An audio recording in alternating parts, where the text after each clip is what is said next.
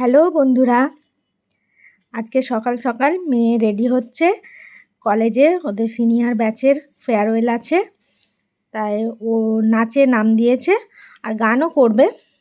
তো যেহেতু নাচের ব্যাপার, তাই একটু সাজগোজের ব্যাপার আছে।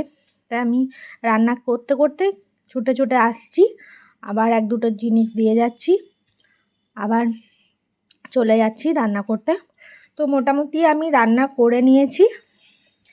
রান্না ও যেহেতু খেয়ে যাবে, সেরকম কিছু ভারী কিছু খেতে পারে না, তাই একটু সব সবজি দিয়ে গোবিন্দভোগ চাল দিয়ে একটু ভাত করে দিই আর মাছ ভাজা। আর ওই টিফিন, যেহেতু আজকে ওদের ওখানে খাওয়া দাওয়া আছে, তাই টিফিন বললো একটু করে দাও, যে ওর হঠাৎ হঠাৎ খিদে পেয়ে যায়, তো তাই আমি একটু ম্যাগি করে দিলাম। ম্যাগিটা ফ্রাই করে দিলাম, যাতে অনেকক্ষণ থাকবে, নষ্ট হবে না। তাই ফ্রাই করে বেশ ভাজা ভাজা করে সব সবজি দিয়ে করে দিলাম। আর মাঝে মধ্যেই আমি চলে গেলে আবার আমাকে ডাকছে, এসো, মানে আমি না থাকলে হবে না, সব কিছু কাছেও থাকলেও আবার আমাকে চাই, আমাকে সব হাতের সামনে দিয়ে দিতে হবে।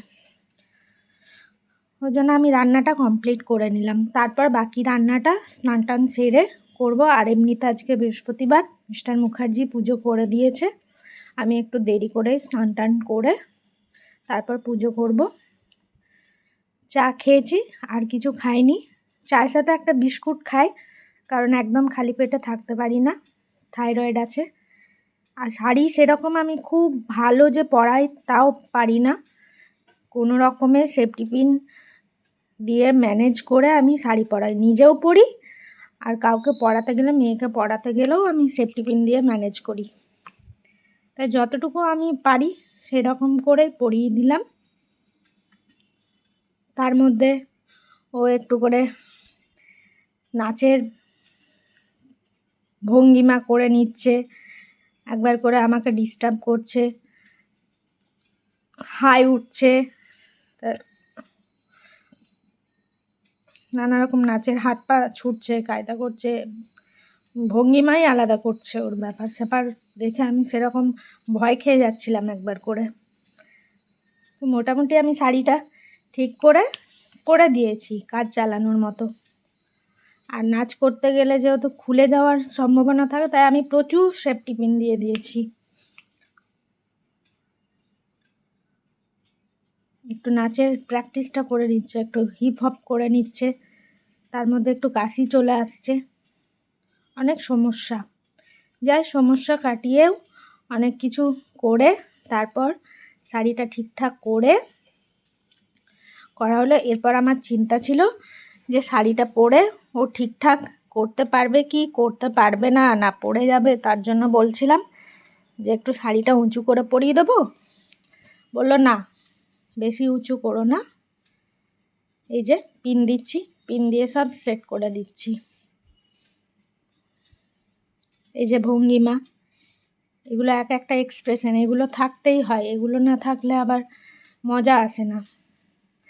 দেখছে আলতাটা ঠিকঠাক আছে কিনা, আমাকে বলছিল দেখো তো আলতাটা ঠিকঠাক আছে কিনা। আমি বললাম হ্যাঁ হ্যাঁ খুব ভালো আছে, নাহলে আবার আমাকে পড়াতে হবে। আর দেখে নিচ্ছিল যে কানেরটা ঠিকঠাক হবে কিনা, ওর কানে নিজে পছন্দ করে একটা নিয়ে এসছে কিনে। দেখছেন মুখের ভঙ্গিমা, মেকআপটা খুব ভালো করেছে আর কি। মেকআপটা মানে মেকআপ ভালো করে এটা বলতে হবে। আইলাইনারটাও খুব ভালো দিয়েছে, ও খুব আইলাইনারটা ভালো দিতে পারে, আমি এতটা ভালো চোখ আঁকতে পারি না।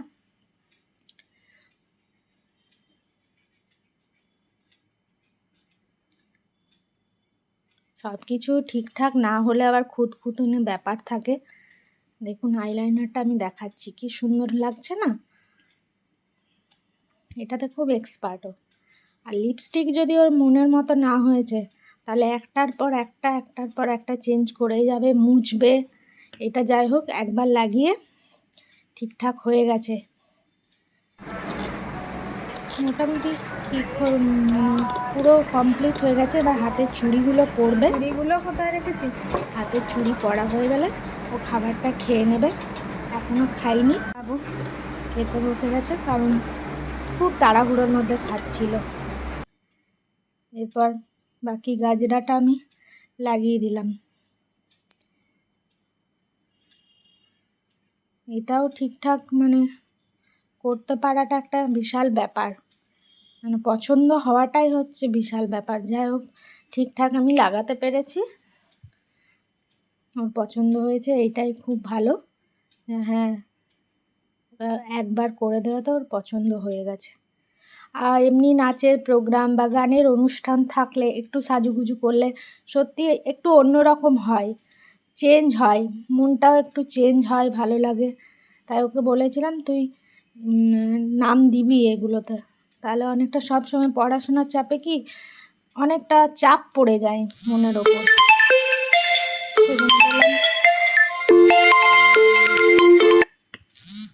সেই জন্য বললাম যে তুই এগুলোতে নাম দিবি।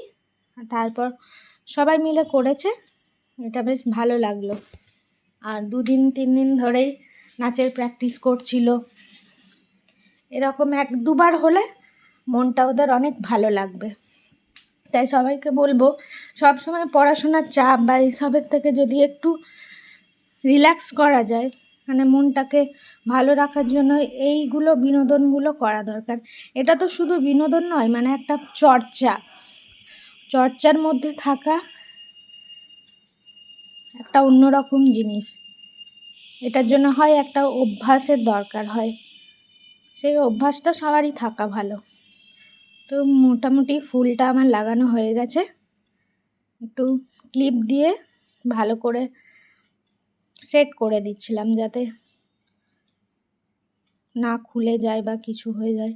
নাচতে নাচতে তো অনেক সময় অনেকের ফুলের মালা এসব খুলে যায়, এটাই চেষ্টা করছিলাম। 10টা 15 বেজে গেছে। এরপর ও আস্তে আস্তে বেরোবে। এরপর বলছে টিপ নিয়ে সমস্যা হচ্ছে। ছোট টিপ, বড় টিপ পরা চলবে না, ছোট টিপ খুব ছোট চলবে না। তাই টিপ খুঁজে দিচ্ছিলাম। রাখি এক জায়গায়, কিন্তু এখন মনে থাকে না সব কিছু, কোথায় রেখেছি মনে থাকে না। যাই হোক, পেলাম তো হয়ে গেল। যেহেতু আজকে গিটারও নিয়ে যাবে, গিটারটাও প্যাকিং করে দিতে হবে, গিটারের ব্যাগটা বার করতে হবে। আর পায়ের নুপুরগুলো পরে নিচ্ছিল, সেই পায়ের নুপুর পরার জন্য তাড়াহুড়ো করলে সব জিনিস একটু দেরি হয়ে যায়। এটাই আমি ওকে বোঝাচ্ছিলাম যে আস্তে আস্তে সব কিছু কর, দেখবি তাড়াতাড়ি হবে, কিন্তু তুই যদি তাড়াহুড়ো করতে যাস তাহলে তোর দেরি হবে। এইদিকে ঘোর একটু পুরো লুকটা দেখি। এই দেখছেন কেমন? বললাম একটু নাচের দ্বারা আমি পুরো লুকটা নিয়ে, তখন ও নেচে দিল। আমার পুরো লুকটা নেওয়া হলো না ভালো করে। এই বাদ্যযন্ত্রটি যদি ঠিকঠাক করে না নিয়ে যায়, আমি প্রচুর টেনশনে থাকি যে ঠিকঠাক করে ওটা না নিয়ে গেলে। পুরো রেডি হয়ে গেছে। কোমরবন্ধনী পরতে চাইছিল না, আমি জোর করে বললাম এটা পর, সিলভার কালারের আছে, ভালো লাগবে।